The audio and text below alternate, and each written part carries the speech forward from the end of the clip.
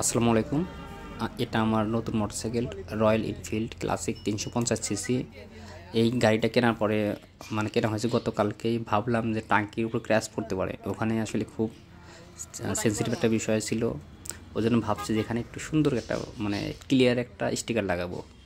পুরো গাড়ি স্টিকার করার প্রয়োজন মনে করতেছি না আমি, শুধু এই জায়গাতে অনেক সময় অনেকেই পা সামনে থেকে উঠায়। আসলে নতুন গাড়ি কেনার পরে তো অনেকেই গাড়ি চালাতে চাচ্ছে বা চালাচ্ছে, অনেকেই ওঠে পাও তুলে সামনে দিয়ে, এরকম মানুষ অনেক আছে।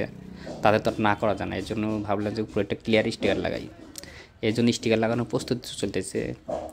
তো এই ছেলেটা স্টিকার লাগাচ্ছে, আমাদের সিরাজগঞ্জের এক ছেলে। তো দেখলাম ভালোই মাপ টাপ নিয়ে কাটছে, কাটে লাগাবে।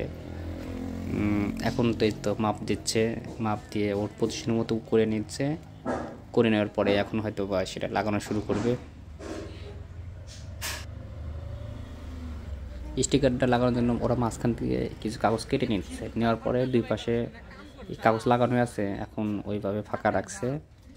এখন দেখা যাক ওরা কীভাবে লাগায়, দেখি একটু। আমিও এর আগে কখনো লাগানো দেখি নাই।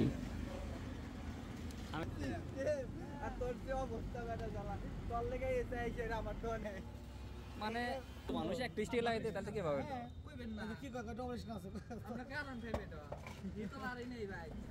আমরা আন্দোলন ভাবে লাগাইছিলাম ডাবল স্ট্যান্ড। মানে কয় পাগলা নাও দূর মানে ড্রেস নেই নাকি?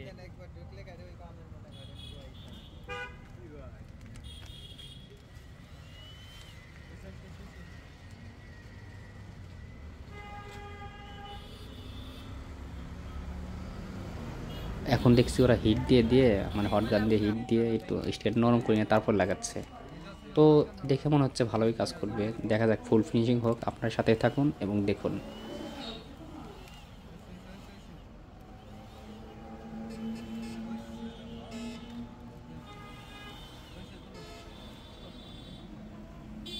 আরো ফাঁকে মারা লাগবে তোমার হট গান। কাস্তের মারলেও কিছু না, লাভ আছে।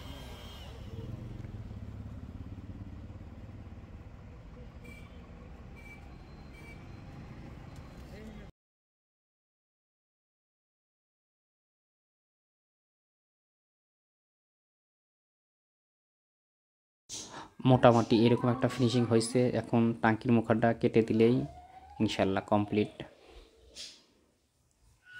তো যাই হোক, সব কিছু মিলে ফিনিশিংটা খারাপ হয় না, ভালোই হয়েছে।